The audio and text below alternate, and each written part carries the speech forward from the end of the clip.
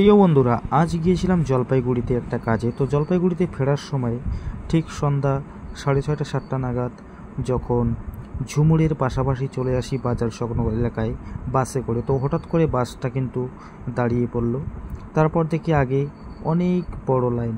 তো বন্ধুরা, তারপর যখন বাসটা অনেকটা লাইনের মধ্যে দাঁড়িয়ে পড়লো, তারপর কিন্তু আস্তে আস্তে এগিয়ে গেলাম। গিয়ে শুনি একটা মর্মান্তিক দুর্ঘটনা ঘটেছে এবং সেই মর্মান্তিক দুর্ঘটনায় যে ব্যক্তির আঘাত লেগেছে সে একদম অস্বাভাবিক অবস্থায় পড়ে রয়েছেন। তারপর ধূপগুড়ি থানার পুলিশ আসেন এবং তাকে কিন্তু ধূপগুড়ি হসপিটালে নিয়ে যায়। তো বন্ধুরা, আমরা যখন রাস্তাঘাট চলি তখন খুব ভালোভাবে চলতে হবে, কারণ যারা গাড়ি চালায় তাদেরকেও একটু দেখে চলতে হবে। কারণ নিজের জীবনের যেমন দাম রয়েছে তেমনি অপরের জীবনেরও কিন্তু একটা দাম রয়েছে।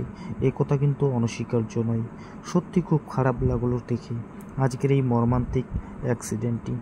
তো বন্ধুরা, তো আমি যতটুকু পারছি সেই মুহূর্তটাকে ক্যামেরাবন্দি করেছি। যে পথ চলতে গেলে যেমন নিজে আমরা বেঁচে চলি, তাই অপরকেও বাঁচার কিন্তু কর্তব্য সবার। তাই পুলিশ প্রশাসনও কিন্তু বারবার সেফ ড্রাইভ সেফ লাইফ কিন্তু এটা কি বলো ঝুমুর নাকি? কেমন করে অ্যাক্সিডেন্টটা হলো? আমি তো বলতে পারলাম না, আমি এখনই আসলাম। ও আচ্ছা, মারা গেছে লোকটা নাকি?